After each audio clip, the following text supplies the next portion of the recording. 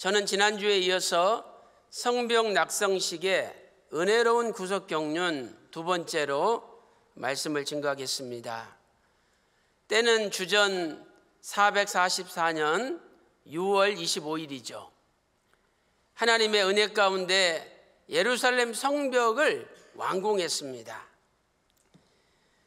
느헤미야 6장 15절에 기록되어 있죠. 성 역사가 52일 만에 엘루럴은 6월이죠. 6월 25일에 끝남에 이렇게 말씀하고 있습니다. 성벽이 지어짐으로 외적들이 침투하는 걸 막을 수가 있었죠. 그리고 언약적인 신앙 국가가 이제 제대로 세워진 것입니다. 성벽 낙성식을 앞두고 느헤미야는 무슨 일을 하였습니까? 우리가 지난 시간에 살펴본 대로 레위 사람들을 불러 모아서 하나님 앞에 감사하고 찬송을 드리게 하였습니다.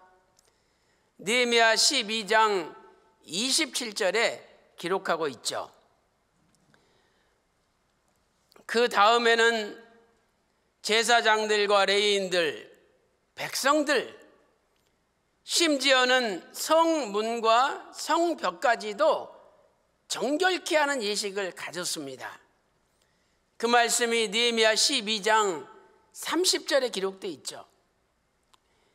하나님 앞에 성벽을 봉헌하기 전에 먼저 모든 지도자들과 백성들이, 그리고 성문과 성벽이 깨끗하게 정결돼야 된다, 이렇게 말씀하고 있습니다.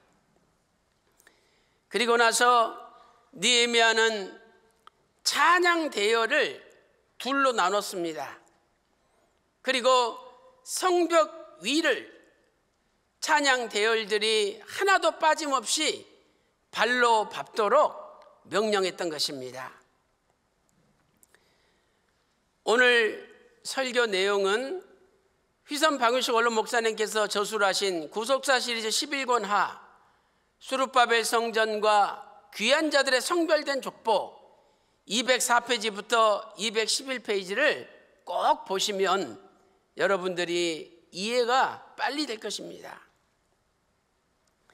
첫째로 두 찬양 대열의 지도자는 에스라와 느헤미야였습니다. 찬양 대열을 둘로 나눴는데 한 대열의 지도자는 에스라, 또 한 대열의 지도자는 느헤미야였습니다. 느헤미야 12장 31절 말씀 보세요. 감사 찬송하는 자의 큰 무리를 두 때로 나누어, 감사 찬송하는, 쉽게 말해서 찬양 대열이 둘로 나눠졌다, 이렇게 말씀하고 있습니다. 첫째로 한 찬양 대열의 지도자는 에스라였습니다.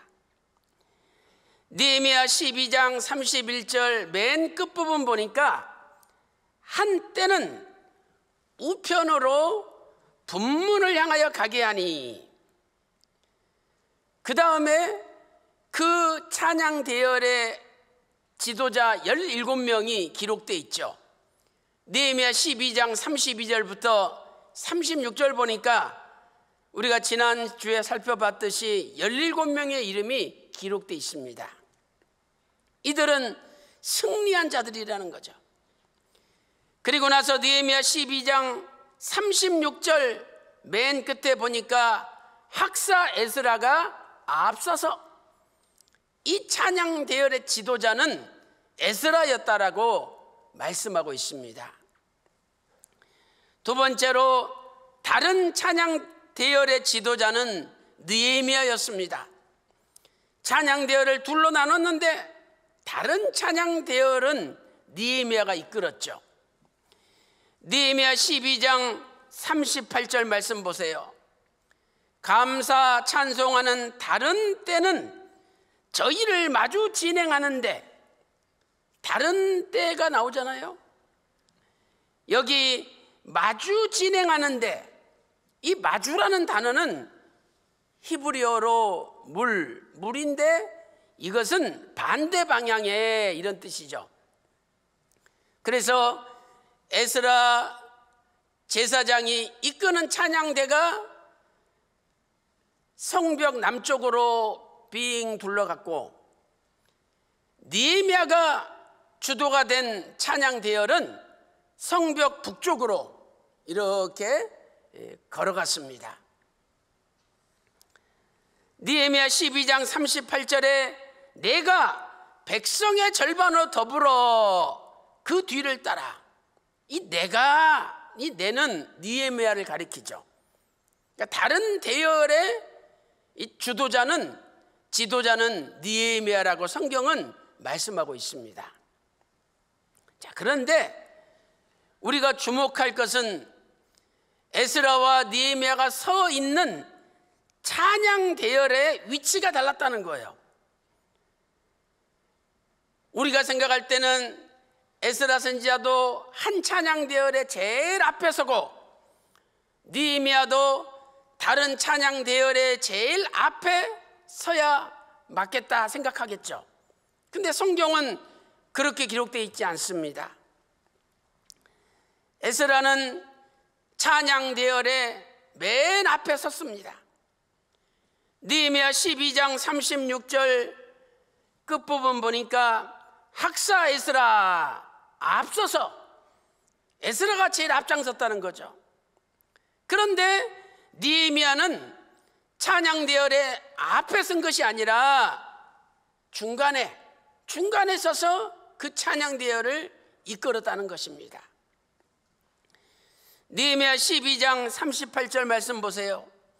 내가 백성의 절반으로 더불어 그 뒤를 따라 성 위로 행하여. 자, 백성의 절반으로 더불어. 히브리 원문을 보니까 바하치하암. 이것은 그 백성의 중간이라는 뜻입니다. 그러므로 다른 찬양 대열의 지도자 느헤미야는 앞에 서지 않고 신기하게도 가운데 섰다는 거예요. 왜 에스라와 느헤미야의 서 있는 위치가 다를까요? 왜 하나님께서는 두 사람의 위치가 서로 다르게 하셨을까요? 느헤미야는 성벽 공사의 최고의 지도자였습니다. 그러나 그는 아무리 최고의 지도자랄지라도 제사장이 아닙니다. 제사장이 아니기 때문에 찬양 대열에 레위 사람들의 맨 앞에 설 수가 없었던 것입니다. 그러나 에스라는 학사요 제사장이었기 때문에 두 대열의 맨 앞에 이 에스라가 쓰게끔 하였던 것입니다. 우리가 쉽게 예를 들어서 설명해 보면, 아무리 한 나라의 대통령이랄지라도 그 대통령이 하나님께 드리는 예배를 주관할 수는 없는 것입니다. 아무리 세상에서 권력을 가지고 높은 자리에 있다 할지라도 하나님 앞에 예배 드릴 때는 성도의 중간에 앉아서 하나님께 예배를 드려야 되는 것이죠. 과거에 이스라엘 백성들이 요단강을 건널 때도 하나님께서는 제사장들이 언약궤를 어깨에 메고 백성들 앞에 서서 건너라고 명령하셨습니다. 그 말씀이 여호수아 3장 6절에 기록되어 있죠. 여호수아 3장 6절 보면 백성 앞서라는 표현이 두 번이나 나옵니다. 여호수아 3장 6절에 여호수아가 또 제사장들에게 일러 가로되 언약궤를 메고 백성 앞서 건너라. 곧 언약궤를 메고 백성 앞서 건너가니라, 이렇게 말씀하고 있습니다. 사랑하는 성도 여러분, 예수님께서는 영원한 대제사장이십니다. 에스라가 모든 백성들의 제일 앞에 서서 이스라엘 백성들을 인도한 것처럼 우리의 영원한 대제사장 되시는 예수님께서 우리의 맨 앞에 서서 우리를 이끌고 가셔야 됩니다. 아무리 대통령이라 할지라도 대통령이 나라를 이끌어가는 것이 아니라 영원한 대제사장 되시는 예수 그리스도께서 교회를 이끌어 가시는 것입니다. 그때 그 교회, 그 가정, 그 나라가 평안해집니다. 사랑하는 성도 여러분, 오늘 또 내가 돈 좀 있다고, 내가 권력이 있다고 제사장들을 무시하고 앞장섰다면 그 잘못된 거죠. 이제는 내가 아무리 세상에서 뛰어나다 할지라도 내가 앞에 서지 말고 예수님을 앞세우고 남은 인생을 살아갈 때에 예수님께서 이끌어 가심으로 저와 여러분의 가정과 직장 사업, 우리 조국 대한민국이 날마다 태평성대를 누리고 평안해지는 역사가 일어나시기를 주님의 이름으로 축원합니다. 두 번째로, 두 찬양 대열은 완공된 성벽을 빠짐없이 한 바퀴 돌았습니다. 이 두 찬양 대열이 완공된 성벽을 빠짐없이 한 바퀴 돌았죠. 느헤미야 12장 31절 말씀 보니까 감사 찬송하는 자의 큰 무리를 두 때로 나누었죠. 그리고 성 위 행렬을 지어 가게 하는데 한때는 우편으로 분문을 향하여 가게 하니, 느헤미야 12장 38절 말씀 보니까 감사 찬송하는 다른 때가 나옵니다. 다른 때는 저희를 아까 우편으로 갔던 그 물이 마주 진행하는데, 이 마주가 좀 전에 제가 말씀드린 것처럼 히브리어 물인데 반대 방향이란 뜻이잖아요. 그래서 골짜기 문에서 출발했는데 한 무리는 남쪽으로, 또 한 무리는 북쪽으로 반대 방향으로 이렇게 진행해가지고 만난 거예요. 성벽 전체를 빠짐없이 발로 밟았습니다. 왜 하나님께서 성벽 전체를 발로 밟게 하셨습니까? 첫째로, 모든 성벽 공사가 하나님의 은혜로 완성되었다는 고백입니다. 모든 성벽 공사가 하나님의 은혜로 완성되었다는 고백이죠. 이스라엘 백성들이 42구역으로 나눠서 12문과 전체 성벽을 완공하였습니다. 그러나 이것이 자신들이 한 것이 아니라 하나님의 은혜로 된 것입니다. 그래서 한 걸음 한 걸음 옮길 때마다 이것이 하나님의 은혜로다, 이것이 하나님의 은혜로다 고백하면서 걷게 만드신 거죠. 고린도전서 15장 10절에 사도 바울이 고백합니다. 나의 나된 것은 하나님의 은혜로 된 것이니 내가 모든 사도보다 더 많이 수고하였으나 내가 한 것이 아니고 하나님의 은혜로다 고백하였습니다. 시편 116편 12절 말씀 보니까, 시편 116편 12절에 여호와께서 내게 주신 모든 은혜를 무엇으로 보답할꼬? 그 은혜 앞에 모든 자가 있잖아요. 모든 은혜라는 거죠. 내가 똑똑해서, 내가 돈 잘 벌어서, 내가 능력이 있어서, 내가 잘나서 이렇게 살아가는 게 아니라는 거죠. 모든 것이 하나님의 은혜라는 겁니다.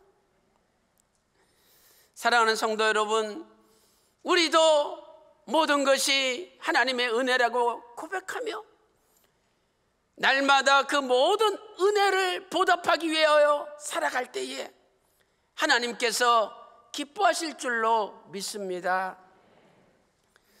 두 번째, 왜 성벽을 다 발로 밟게 하였습니까? 두 번째는 모든 성벽이 하나님의 소유이기에 앞으로도 하나님께서 지켜주시기를 소망하는 고백입니다. 하나님, 이 모든 성벽이 하나님의 것입니다. 이제 앞으로 이 성벽 하나님께서 지켜주십시오 고백하는 것입니다. 이스라엘 백성들은 한 걸음 한 걸음 전진하면서 지금까지 하나님께서 전진하게 하셨음을 고백했습니다. 그리고 앞으로 남은 생에도 하나님께서 전진하게 해주시기를 간절히 소망하며 한 걸음 한 걸음 걸어갔던 거죠. 시편 127편 1절 말씀을 보세요. 여호와께서 집을 세우지 아니하시면 세우는 자의 수고가 헛되죠. 또 여호와께서 성을 지켜주시지 않으면 바수꾼의 경성함이 허사로다 고백하고 있습니다. 우리 조국 대한민국도 우리가 세계 최고의 무기로 무장해야 되겠지만 아무리 무장한다 할지라도 하나님이 지켜주지 않으면 헛된 겁니다. 그래서 세계 최고의 무기로 무장을 하되 먼저는 항상 하나님 앞에 기도하고 항상 하나님을 의지하는 믿음이 필요한 겁니다. 그 약을 먹을 때도 왜 그냥 약을 먹습니까? 약을 먹을 때 하나님, 이 약에 복을 주셔서 이 약이 내 몸에 들어가는 순간 하나님의 은혜가 내 병을 고쳐지게 해주십시오. 이렇게 기도하고 먹어야죠. 보면은요, 기도 안 하고 탁 털어넣습니다, 입에. 그러니 약을 의지하는 거지 하나님을 의지하는 겁니까? 우리는 모든 순간순간마다 살아계신 하나님 아버지를 의지해야 됩니다. 인간의 심장 폐부를 아시는 하나님 아버지께서 내가 진심으로 아버지를 의지하는지, 아니면 필요할 때만 찾고 인간의 상식과 과학과 인간의 능력을 의지하는지 다 분별하십니다. 사랑하는 성도 여러분, 인간이 아무리 높이 성벽을 쌓아도 하나님 지켜주시 않으면 무너져요. 그래서 하나님께서 우리의 영원한 성벽이 되시는 겁니다. 오늘 이스라엘 백성들은 성벽을 완공하고 한 걸음 한 걸음 옮기면서 지금까지 지켜주신 하나님께서 앞으로도 지켜주시기를 진심으로 소망했습니다. 사랑하는 성도 여러분, 우리의 남은 생에도 지금까지 지켜주신 하나님 아버지께서 신령한 성벽이 되셔서 우리의 가정과 직장과 사업, 대한민국도 영원히 지켜주시라고 기도할 때 하나님이 지켜주시는 여러분의 가정과 우리 조국 대한민국이 되시기를 주님의 이름으로 축원합니다. 큰 세 번째로, 두 찬양 대열이 최종적으로 도착한 곳은 성전이었습니다. 두 찬양 대열이 골짜기 문에서 출발해서 한 찬양 대열은 남쪽으로, 한 찬양 대열은 북쪽으로 올라갔는데 뺑 돌아서 성전에서 딱 만난 거예요. 참 신비하지 않습니까?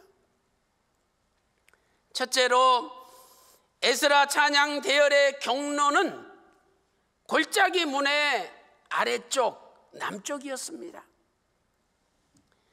느헤미야 12장 36절 끝에 보니까 에스라가 앞서서 갔죠. 그리고 나서 그 경로가 기록되어 있습니다. 37절에 잘 보세요.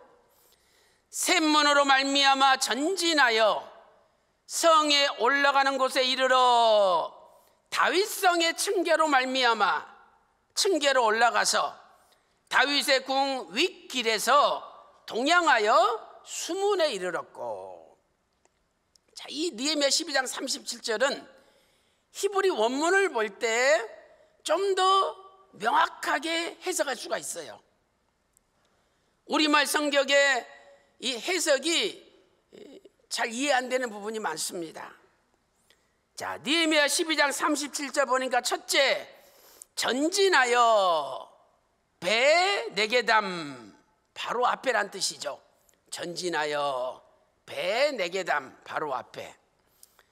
둘째로 성으로 올라가는 것에 이르러, 이 표현보다는 다윗성의 층계로 올라가서, 이 표현이 먼저입니다. 셋째, 동양하여 동쪽에 있는 그 수문을 수식하죠.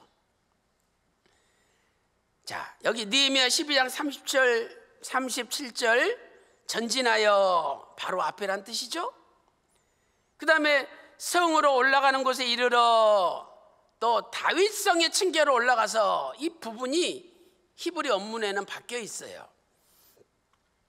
또 동양하여 동쪽에 있는, 이런 뜻이거든요. 그래서 히브리 원문에 입각하여 번역하면 이렇게 번역할 수 있습니다. 샘문에 들어와서, 자, 샘문에 들어왔죠. 바로 앞에 있는 다윗성의 층계로 올라갔어요. 그리고 성벽으로 올라가는 곳을 지나서 다윗의 궁을 지나 동쪽의 수문에 이르렀다, 이렇게 히브리 원문은 말씀하고 있습니다. 그러므로 에스라의 찬양 대열이 지나간 곳을 다시 한번 정리하면, 골짜기 문 성벽에서 출발했어요. 골짜기 문 성벽에서. 그리고 분문과 샘문을 지났죠. 자, 골짜기 문 성벽에서 그 그림에 보니까 분문 나오죠. 분문과 샘문을 지났어요. 그리고 다윗성의 층계가 나오죠. 거기서 위쪽으로 이렇게 올라가서 성으로 올라가는 곳을 지났습니다. 그리고 다시 샘문 쪽으로 내려왔죠. 그리고 수문을 지나 마문을 지나 동문을 지나서 성전 앞에 도착한 겁니다. 이 골짜기 문에서 밑으로 이렇게 내려갔다가 다윗성의 층계로 올라갔다가 다시 내려와서 샘문을 지나서 이렇게 성전으로 올라간 거죠. 자, 두 번째, 느헤미야의 찬양 대열의 경로를 한번 보겠습니다. 느헤미야의 찬양 대열의 경로는 골짜기 문의 위쪽, 북쪽이었죠. 느헤미야 12장 38절 보세요. 감사 찬송하는 다른 때는 저희를 마주 진행하는데, 내가 백성의 절반과 더불어 그 뒤를 따라 성 위로 행하여 풀무망대 윗길로 성 넓은 곳에 이르고. 자, 풀무망대 윗길로 성 넓은 곳에 이르렀다, 이렇게 말씀하고 있죠. 그리고 느헤미야 12장 39절 말씀 보세요. 자, 에브라임 문이 나오죠. 옛문, 어문, 하나넬 망대, 한메아 망대, 그리고 양문을 지나서 감옥문에 이르렀다, 이렇게 말씀하고 있습니다.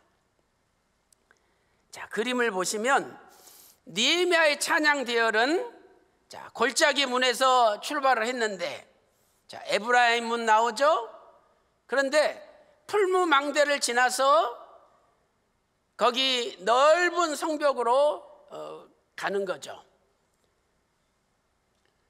그리고 에브라임 문과 옛문과 어문과 하나넬 망대, 한메아 망대를 지나 양문, 감옥문, 이 한밑간 문이 감옥문이에요. 그 한밑간 문을 지나서 성전에 도착한 겁니다. 자, 여기서 우리는 굉장히 중요한 교훈을 발견할 수가 있죠. 세 번째로 두 대열의 최종 목적지는 성전 앞이었습니다.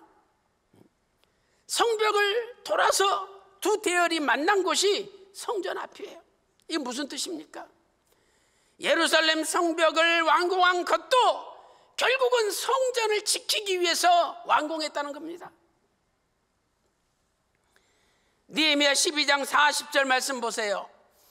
이에 감사 찬송하는 두 떼와 나와 민장의 절반은 하나님의 전에 섰고 하나님의 전 성전 앞에 다 모였다는 거예요. 이처럼 이스라엘 백성들의 삶의 중심지가 성전이라는 것을 하나님이 가르쳐 준 겁니다. 하나님께서 성전에 계시죠. 그러므로 하나님을 경외하는 사람은 성전 중심으로 살아야 된다는 겁니다. 마치 하나님을 공경하듯이 성소를, 교회를 공경해야 된다라고 성경은 말씀하고 있는 거죠. 레위기서 19장 30절 보세요. 레위기 19장 30절에 내 성소를 공경하라, 나는 여호와니라. 레위기 26장 2절에도 성소를 공경하라, 나는 하나님 여호와라고 선포하고 있습니다. 이렇게 성전 중심으로 하나님을 경외하면서 살면 하나님께서 여러분의 창고에 가득 재물이 넘치게 하시고 여러분의 집틀에 포도주가 넘치게 해주십니다. 잠언 3장 9절 10절 말씀 보세요. 내 재물과 토지의 첫 소산물로 하나님을 경외하라. 그리하면 내 창고에 모든 재물이 넘쳐나고 집틀에 포도주가 넘쳐납니다. 성전 중심으로 사는 가정은 반드시 복을 받습니다. 오늘날 교회 중심으로 살 때 반드시 복을 받습니다. 그래서 두 찬양 대열이 성전 앞에 도착하게 하나님이 만드신 겁니다. 사랑하는 성도 여러분, 교회를 무시하면 안 됩니다. 그딴 놈의 교회 안 나간다고 아무리 누가 싫어도 그걸 교회에다가 연결시켜서는 안 되는 거죠. 교회는 하나님 자신인데 마치 신학적인 용어로 예수 그리스도의 몸된 교회가 되는 것입니다. 사랑하는 성도 여러분, 오늘도 하나님을 공경하듯이 교회를 공경함으로 여러분의 가정이 복을 받고 직장과 사업이 복을 받고 대한민국이 복을 받는 역사가 있기를 주님의 이름으로 축원합니다.